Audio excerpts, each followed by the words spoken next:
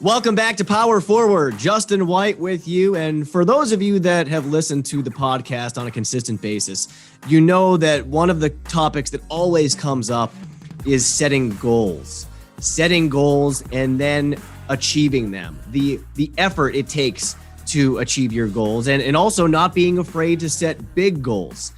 And of all the guests that we've had, I think it's safe to say that nobody has set a more lofty and hard to believe goal than our guest on this episode.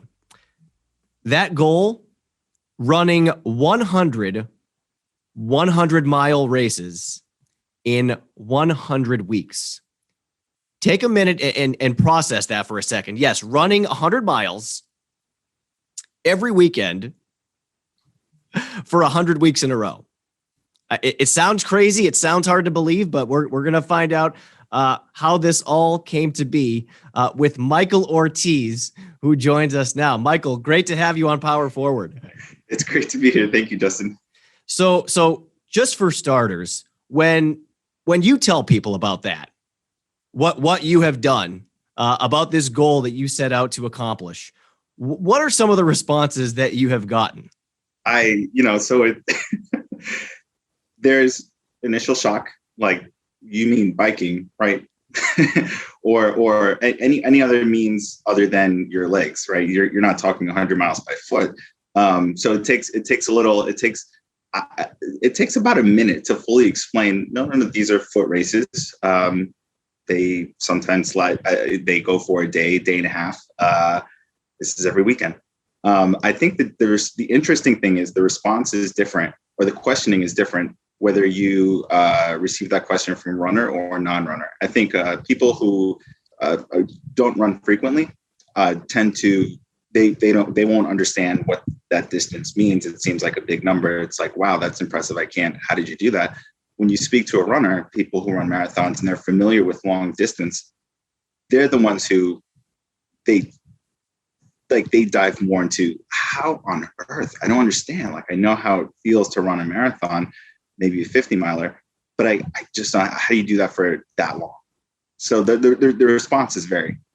Yeah, well, I am a marathoner. I'm a runner. I've run several marathons, and when I found out about your story, it was even hard for me to wrap that around my head. To kind of take it all in and say, wait a second, I think it's crazy. Number one, to run 50 miles, 100 miles is insane, but then to do this every weekend for 100 weeks in a row, I mean, just from a physical standpoint, I said to myself, I don't know how this guy did it. I don't know how he does it. I don't know how you don't break down and your body just quits on you. So from your standpoint, just physically, well, you know what? Let's go back to the start, because you were not a runner, as of how many years ago? Tell us how this all started. I started, believe it or not, when I was 31, running distance. And I started running these 100-mile distances when I was 33, 34. So no, I'm not a runner by, certainly by training. By growing up, I didn't do these kinds of things. Which is a point, at some point in the podcast I want to touch on, where when you do set goals, you don't have to worry that, oh no, was I built for this kind of thing? Do I have to have had done this in the past for me to be successful at this now? And the answers to those questions are no. You can set big goals and you can do those things now. So you're not a runner by trade, as you said. Well, you're in New York, right? You're based in New York City. You're a New York native. And you're also, I guess one thing that we are sharing is that you are also in the financial services industry. That's right. So how did this all come to be? You getting into running, and then becoming an ultra marathoner, and then taking it to a level that really was probably beyond your wildest dreams with what we just talked about. How did it all come to be? Tell our listeners. Right. So I wasn't a runner, and I actually had no interest in running the marathon. I didn't want to do it. I thought growing up that I was and this is for real, that I was biomechanically unable to complete that distance. And the reason why is because whenever I would run either recreationally or, the company 5K annually, whenever I would run that distance, I would have, a pain in the back of my right knee. Right. And it just felt like something that wasn't right. And I thought, oh my gosh, if I go, and I would get that pain around mile 4 or mile 5, right, of doing any kind of long run. And I just kind of, and that was in my 20s. And so I kind of just accepted the fact that, maybe your body is just not built to run any distance more than a few miles. And that's fine. I honestly, I thought that. I know now that that's not true at all. You have to train. First of all, you have to do the right training. You got to do the right stretching. You can't just expect to jump in and run 4 miles out of the blue. That was the reason why I was having that pain in the first place. But I thought, what? You're not built for it, and that's okay. And so for the majority of my all of my 20s, I didn't think I could run a marathon, but I envied those who could. So, I had a few friends who had run the marathon, and I looked at them as superhuman. Like in my mind, it was like, oh my God, I can't fathom doing that kind of thing. I see you doing that, and I'm super impressed. And then when I was 28, my brother was 29. My brother had moved out to California. He and his wife enjoyed the West Coast so much that they eventually wanted to move out there, and they did. And so when he was in San Diego, they started training for their first marathon. And I remember at the time thinking, oh my gosh, I can't, that's amazing. Now it's my brother doing this, right? And so I still held that belief that I couldn't do it because, I don't know, maybe there was something wrong with my makeup and buildup that just didn't allow me to run that distance. But I looked at him as, I looked up to him for that. And I told him, wow, that's amazing. Okay. And he's training for it. He's going through the weekly training, and it's not easy. And, you have some long runs built in there. And everything was going well until one morning, my brother was, he rode his bike to work as a bit of cross training and to get in exercise and to build that endurance base. So, at the time, his job in San Diego was about 15 miles from where he lived. So he would leave, fairly early in the morning to make sure he covered that distance to work. And then he would bike back. And that became his routine while he was training, doing those long runs for the marathon. And one morning he was biking to work, and the driver didn't see him. Glare got in her eye, and she hit him. He fell off his bike into oncoming traffic. So my brother passed away, and this was in 2012. He's 29 years old, and that news just hit me like a ton of bricks. This was he was my brother. He was my role model. He was my older brother, and it was hard. It was hard for, processing those feelings, those emotions for, the better part of a year. For myself personally, we were very close growing up. It was just a very tough thing. And then after that point, when I was 30, actually, when I was approaching the age that he was when he passed, I started thinking, the idea popped in my mind. I wanted to do something special for David, right? I wanted to do something to honor him. What could it be? And I'm thinking maybe I could have a memorial service on the 1-year anniversary. Maybe I can do something that commemorates his life. Right. He was very big on traveling and going out and experiencing. And I'm just going through these ideas in my mind, and I want to do all of them. But the one that just stuck with me was training and running the marathon for him. Right. Completing this big goal that he had and doing it for him. And so that was very scary to me because I didn't think I could run. I didn't think I had the physical makeup for it. But I knew that was something that was a big goal for him. He didn't get a chance to complete it. So I wanted to do it, run and train and complete it for him. So I accepted that challenge. And that's, that year, it was 2014, I started training for the marathon, the New York City Marathon. And it was hard. It wasn't easy at all. The initial, training, ramping up that mileage. You have to build in your long runs. You might have a schedule that you adhere to. It was a lot of work. I immediately it was a humbling experience because you can't just jump into running 26.2. You have to have a fair amount of ramp up time to actually get there.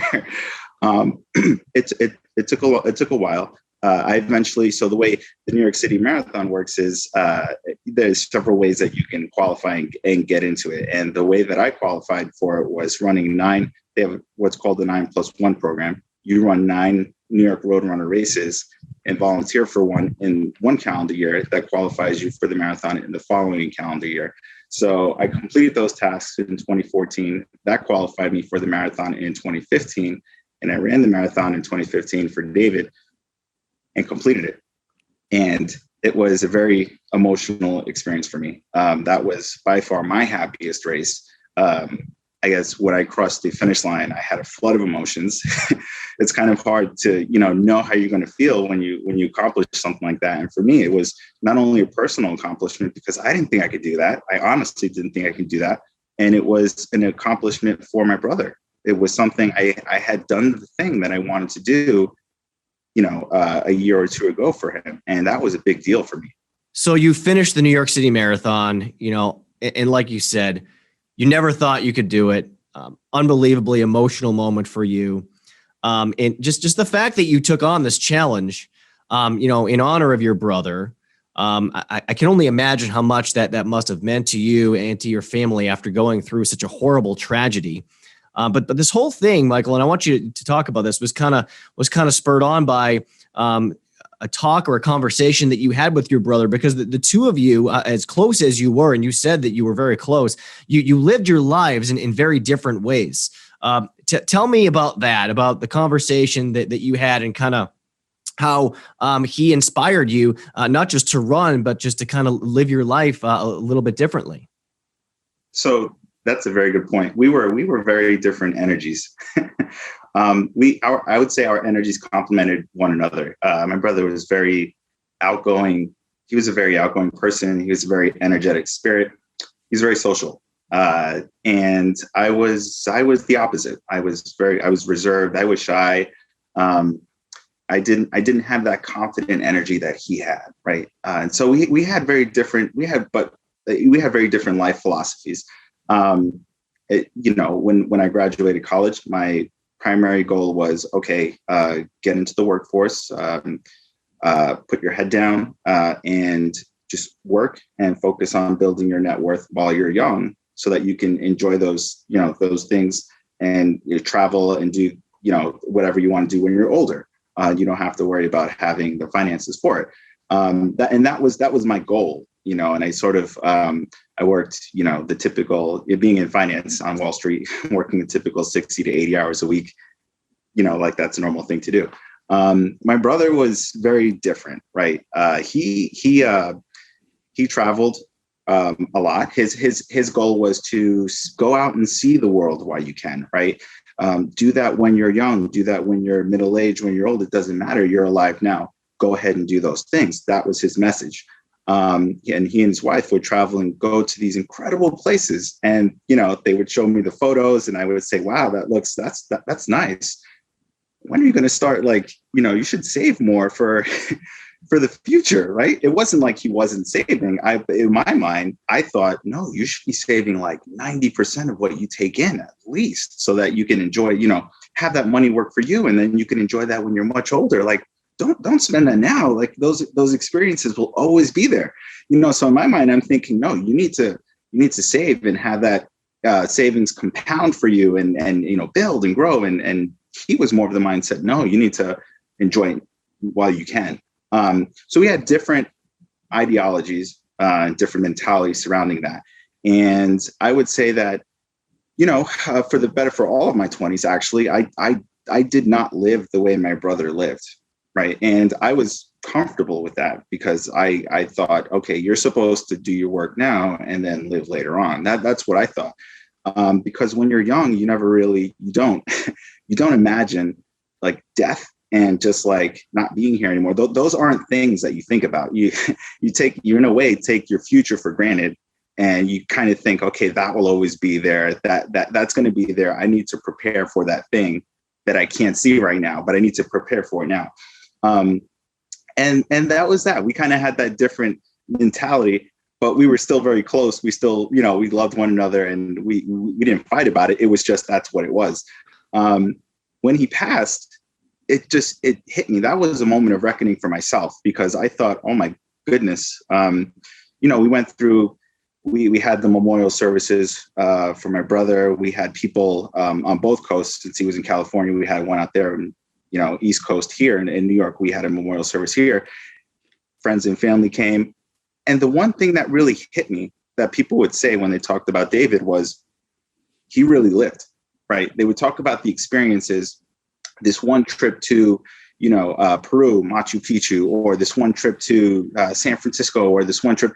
And they would just mention like all of these different things. And I thought, and in a wonderful way, right? They had remembered him in such a beautiful way. And I thought to myself, I try to do a little bit role reversal there and flip the script and say, okay, if that was me that people were talking about, what would they say? Like, oh, here goes Mike. He was a pretty good guy. He worked all the time. And that's it. Like, I wouldn't have anything. And that really, that hit hard. And I started to realize life is short, like tomorrow's not guaranteed. Here you take, my brother was a, healthy individual. He had his whole future ahead of him. And just like that, he was gone. So that message that he had been telling me for the better part of a decade started to really sink in when he was no longer there. So I thought, okay, well, I can't be living my life. I can't, this allocation that I have, this mix of work to life ratio is just like off, and it's off really, really bad. And so, I thought when I took on the marathon as a challenge to honor David, that was a personal challenge. And that was a way to do something that David had set his mind on, but didn't get a chance to do. In addition to that, I started to seek out more adventurous things so that I can travel more. And racing lends itself to that, and particularly ultra marathoning lends itself to that, because races, the locations for some of those races are in the mountains, and they're in beautiful locations. So as you're, making this shift, I guess this, ideological shift that you just talked about, did you find that the same drive that you had and the same, passion that you had for your career and for your job on Wall Street translated to your newfound hobby, if you want to call it that, in running, or was it a gradual thing? I mean, because it's like, if you're going to run distance, if you're going to run a marathon, I mean, you can't just casually do it and kind of, I'll get to it when I can. I mean, you said it, you got to put in the work. You have to do the training. So did that same drive you kind of carry over from your career into your running? It did. And actually, you bring up very good points here. So I found that when you focus on work, you become very good at your job, right? Because that's definitionally, if you spend most of your time doing something, you sharpen your skills in that area, and you become, maybe a subject matter expert in that particular thing that you work on. That's a very good thing if you want to excel in your career. What I've also found out is that if you strike more of a balance between, working hard and living life, the living life part is very complementary to your working hard ethic. Right. Because a number of reasons, you can put your head down, work all the time. But if you take that emotional break, give your mind a break to do different things, when you return to that work environment, you almost return with a different perspective, a different energy, and a different kind of optimism for, how you want to complete things. And I found that it was complementary in a way to go and take a break from the work setting to live life, come back, and then, continue that, continue with a different kind of mindset.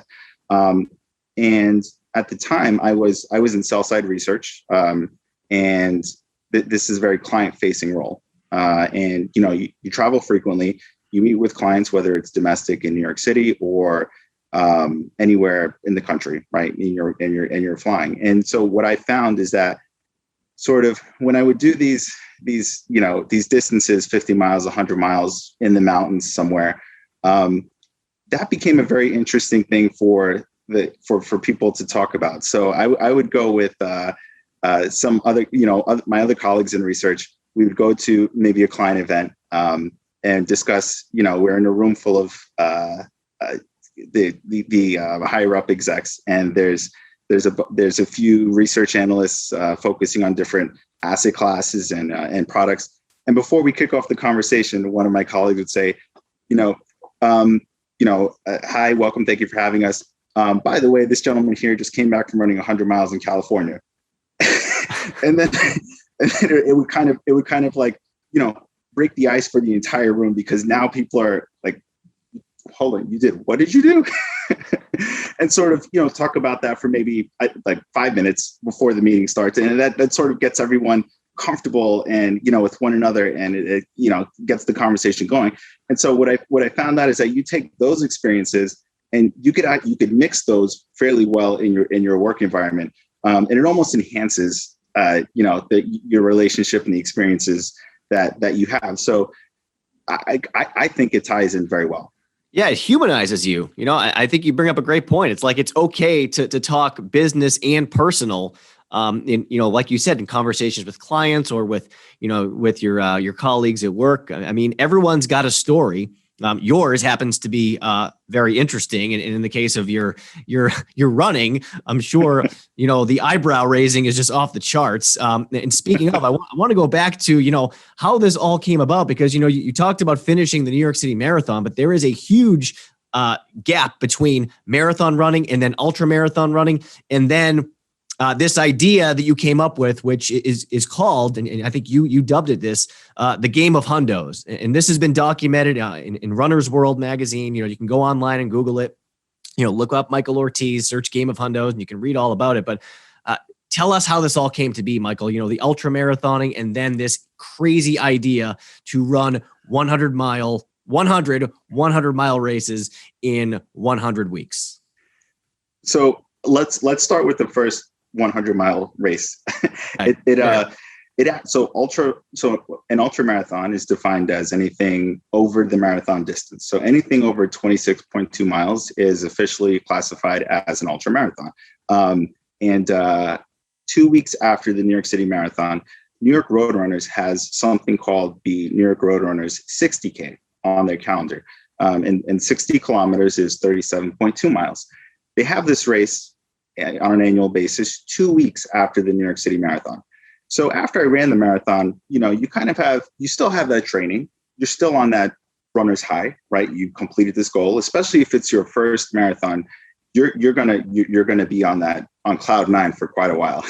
I was looking at the calendar and I noticed this 60K that was happening in Central Park 2 weeks later.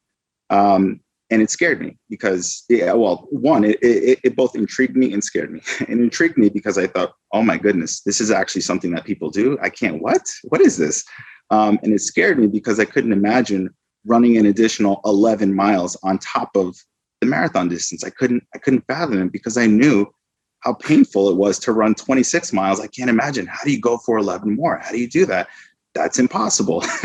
I'm with you, by the way. Never once have I finished 26.2 and said, I'd like to actually run a few more miles. I've always been like, I'm good. I'm done. I want to go sit down. Whose first reaction is going to be, let's go for 11 more. Exactly. But it was intriguing because this is something people did. So I had to know about it and I had to find out about it. The thing is, it's 2 weeks after the marathon. You've put in the training for the marathon. You're there. You're there in a way, right? So you have to. And I didn't know this at the time. I thought it was linear. I thought the effort to run distance is a linear function, and it's not. I know that now, but I didn't know that then. And what I mean is, the training program that you come up with to run 26.2. It needs to be 40% more to get to 37.2. That was my mentality, but that's not the case at all. But I digress. So fast forward 2 weeks, I'm at the starting line for this race. I am nervous. I'm like, oh my goodness, I don't know if I can finish this. This is honestly one of those races where I don't think I could just mail it in if I could no longer run. I honestly think if my legs are not, telling me they're going to cross the line, maybe I won't finish. because I did a fair amount of research on this particular race, and the DNF rate, DNF stands for did not finish, was fairly high for this race. And what happens is it's run in Central Park, 9 loops of Central Park. And that's, if you think about that, that's mind boggling, because Central Park is, first of all, a loop course is just tough on you mentally. And 9 rotations of Central Park is just mentally exhausting. You don't have the, the city flair that the marathon has, because in the marathon, you run all 5 boroughs. It was a long Plus it's day. hilly, by the way, for those hilly. that have not run Central Park. There are hills. It's not, yes. It's not flat. And you hit that 9 times. It was a long day. It was very hard on me, and it was tough. And that, I did hit certain areas where, especially after the marathon distance, after the 26.2, I was in new territory, and I thought, oh my goodness, and your body's hurting, your legs are hurting. It's never seen this kind of distance before. This pounding on your musculoskeletal system. Everything is new, and it's more at that point less of a physical like pushing forward than it is a mental pushing forward. That race was sort of the first time where I really experienced a low, like a mental and physical low, and pushed myself through that low just by continuing going forward, trying not to think about, the next step, but just sort of in a way, mechanically, just continue. This will change. I had a sort of self-talk myself to go forward, to continue going forward. And I did. And what I found out in that race is if you keep going forward, that low, that physical and mental low that you're experiencing at that time doesn't last forever. It will go away, and you will soon start to feel good again. And so I completed that race, 37.2 miles, and I was very happy. I was excited. I was shocked that I was one of the finishers to finish that race, and it was like, oh my goodness, this is great. The thing about 37.2 miles is, or running any distance above the ultramarathon, is that you get curious again. And I got curious after that race, and I checked the race calendar just to see what was out there. I didn't have any, anything I was searching for in particular. I just wanted to see what was out there. And so that was for the New York Roadrunners calendar. That's it. That's the top distance. There is nothing above that. But I was so intrigued by the ultramarathon, classification to begin with, that I started looking at those distances. I saw a race that was a 50-mile race in Lockport, New York. It's called the Beast of Burden. I flew up to that. I ran that race. It was hard, but I completed it. And so now I'd run 50 miles.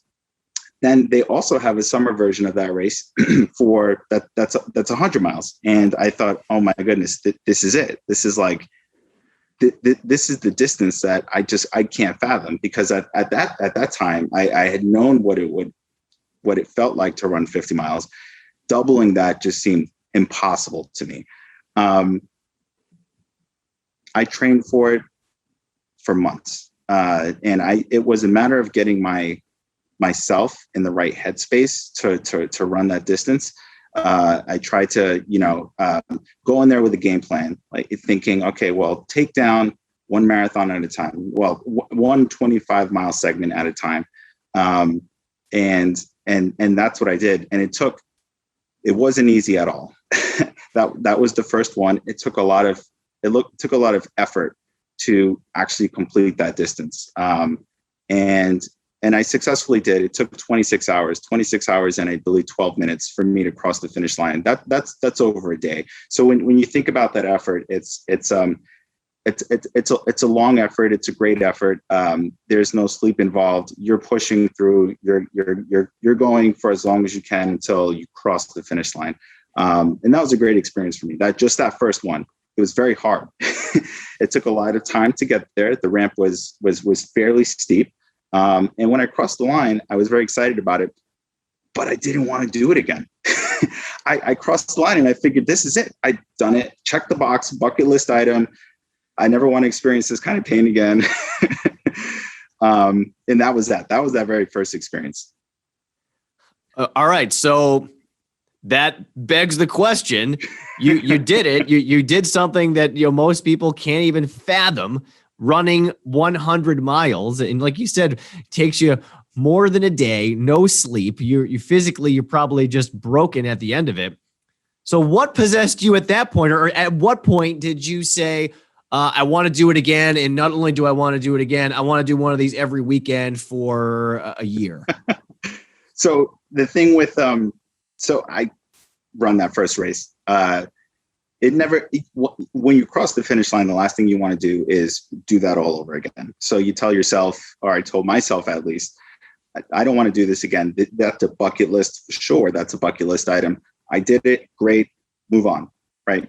Never really works that way. Not at least with ultramarathons. It never really works that way, because the next day or the next few days, as you recover and you get your legs back and the soreness goes away, you kind of think, what else is out there? and so that's what it became. And what I would look for races that had some kind of destination type feeling to it. And so like mountain races in particular, whether it was in Colorado or another part of the country that I normally wouldn't go to on my own, I would seek out locations like that, because that mentality that my brother, had lived, of live your life and go and enjoy these things and experiences while you can. I sought that. I wanted to go and do these things, but I had a different delivery system, so to speak. My delivery system was racing. So I figured, okay, well, I don't have that personality type where I would just go and do these things. There needs to be something tied to that. And the thing that would tie me to that is running a race, right? The race is what would get me to these destinations. And then while I was there, I would enjoy the experience and get to see the world. And it really did open my eyes. But I did that for the next few years. I would run ultra marathons at this location or that location, whether it was a 50-mile distance or the 100-mile distance, but they were here and there, and they were, maybe a month or two spaced apart. And I did that, and I really enjoyed it. And it was over those few years, I would say between 2015 and 2017, like a 2 or 3 year period, where I thought, I'm doing these races. They're very hard. They're very tough. And they tax you, they challenge you mentally and physically. And the idea had come in my mind at the beginning of 2017 to run a back-to-back 100-mile race where I would run 100 miles on one weekend, recover 6 days, and run 100 miles again the following weekend. And that I took on as a personal challenge. And I wanted to see, one, if it was possible, right? And two, if can I do it? Is that something that I can do? And so I set that as a personal challenge. In 2017, I tried, the first time I tried that was in August. And the first race on the first weekend I completed. It was tough and it was hard. And the second race on the following weekend, I DNF'd, did not finish. And I DNF'd at the halfway mark. And I, mentally I wasn't there. I thought, oh my goodness, I can't, this is too much. This is hard. And that's actually the first race that I DNF'd. And, that doesn't sit well with you when you don't finish a thing that you set out to do. I looked at the calendar, and again, this is all I speak about, I talk about this like it's, an easy thing to do. Just choose something on the calendar and just do it. The logistics involved with making it to these kinds of races, making it work with your work schedule I think is the most difficult part of all of this. So, I work in Midtown Manhattan, and, 10 to 12 hour days, most days, getting out of the office on a Friday afternoon in Midtown and jetting to the airport, or getting to the airport to make your flight, getting on your flight, flying to location, driving to the race location, getting maybe 5 hours of sleep if you're lucky, waking up and running this race that can take anywhere between a day to a day and a half to complete, finishing on Sunday afternoon, driving back, changing, showering, getting ready, driving back to the airport. It's all a big thing. So I looked at the calendar and I figured, okay, another opportunity that I can do this is August. This is 2017. That's the second time that I tried.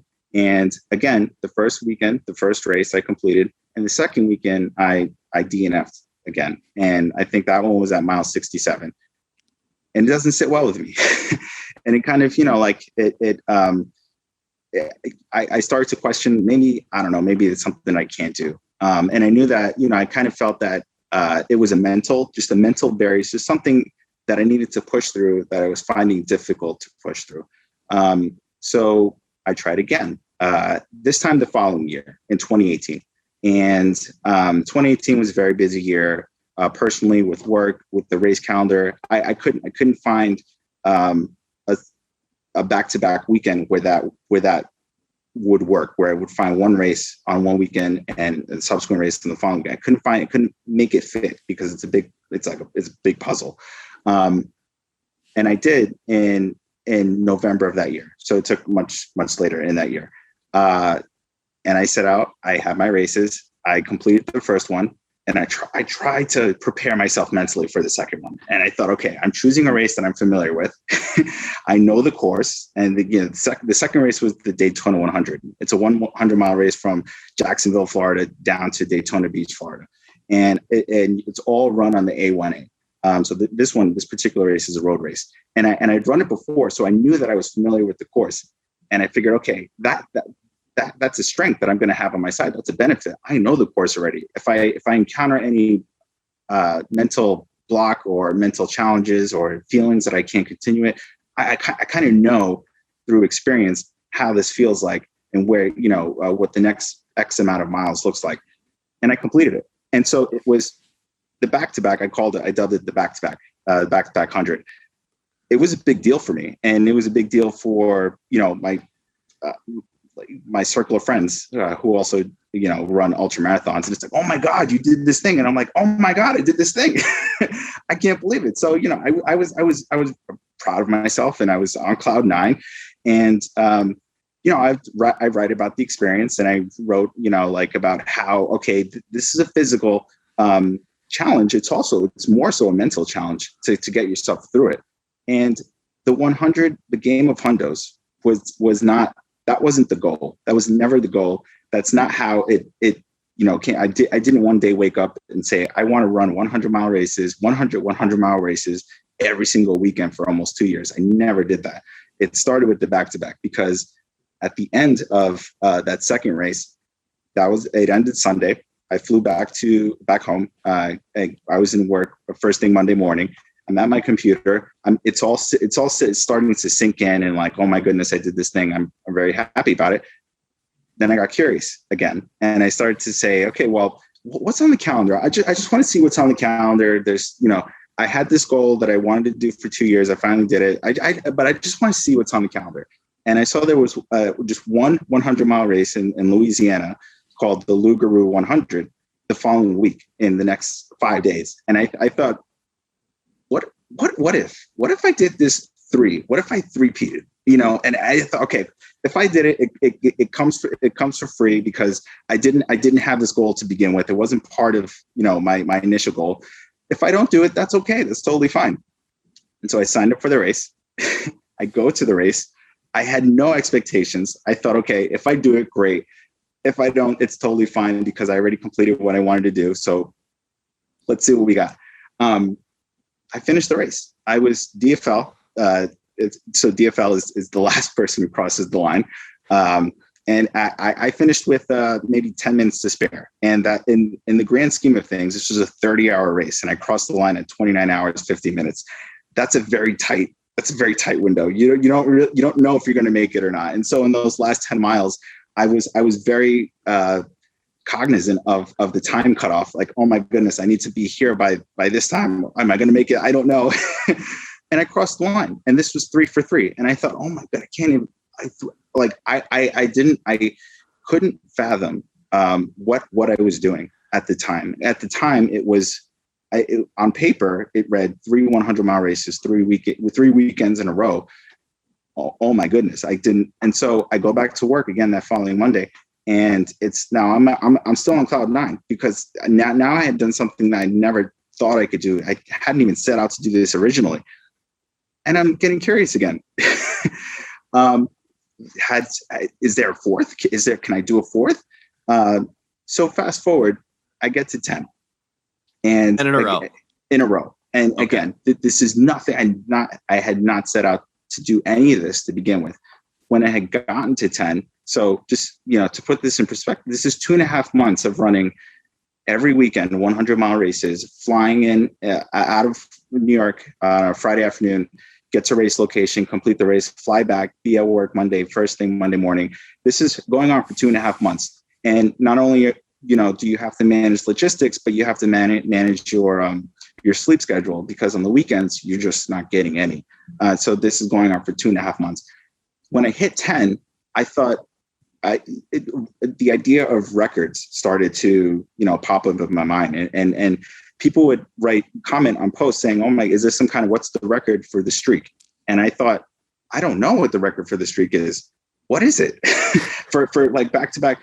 And it turns out the record was 17 at the time. I didn't know that. And I wasn't going for anything like that. It was just it started as a personal challenge. And I thought, okay, well, can I do this as a personal challenge? Can I do 2? Can I do 3? Oh my goodness, it seems to be 4 and 5. And again, I talk about this like it's an easy thing to do. It's a logistical challenge and it's a physical challenge. And you mentioned at the beginning of this question, how do you do this and not get injured? It's also, luck is also involved. 100% luck is involved. So, if you can make the logistics work, the hardest part is getting to the start line, I think. Because if you make the logistics work where you can get to the start line with enough sleep, with your, having completed your work tasks on time, and all of this, your relation, if you're completing your relationship goals, all of this fits into getting to the start line in a successful mind space to complete the race. Luck is involved.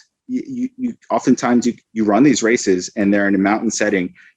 If you step on the trail, and sometimes they're on rocky trails, sometimes it's technical terrain. If you step on a rock the wrong way, or if you fall and you trip and you hit your knee or you twist your ankle, that's it. You're out for some time, and you're not going to be able to run the following weekend, let alone complete that race. I've seen it happen many, many times where people don't finish a race because they've either, they twisted an ankle, or they had some kind of accident, or something happened on the trail that just caused them to call it for the day.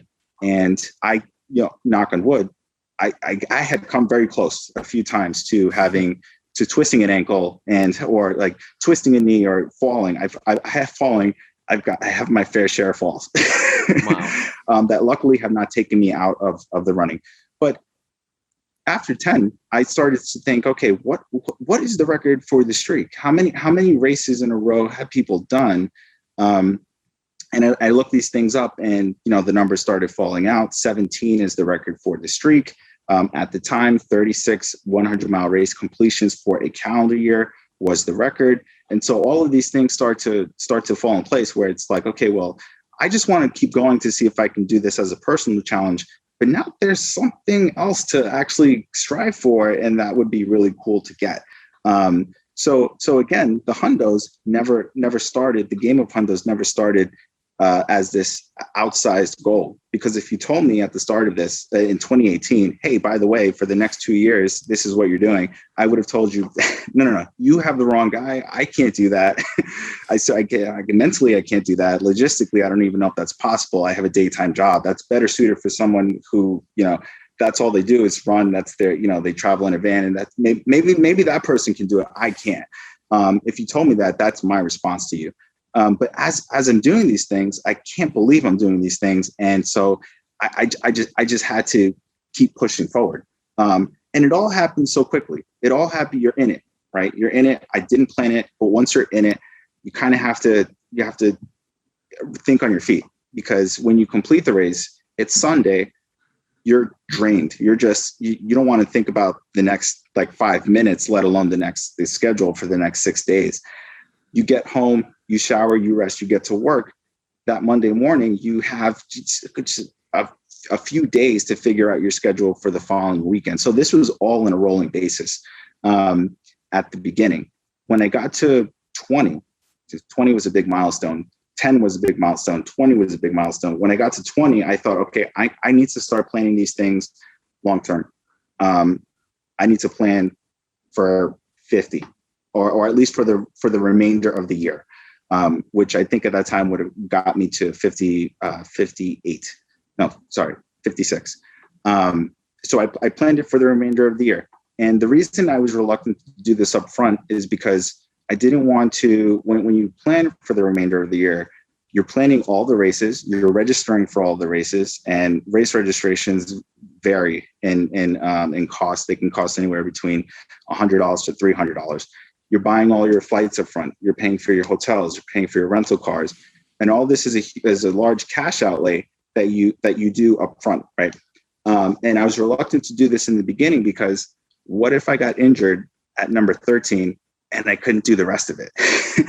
Having to cancel and requesting refund, that would be a nightmare, right? I just didn't think I can, could go through that. So when I got to 20, I was fairly confident enough in my execution to complete these things that I thought, okay, well, I have to stop organizing these things on a week-to-week basis because that's tough enough. And I have to start thinking long-term and organize the schedule in a way where I could complete, pay for these things up front and just execute, not focus on the logistics and just focus on execution. And so that's what I did.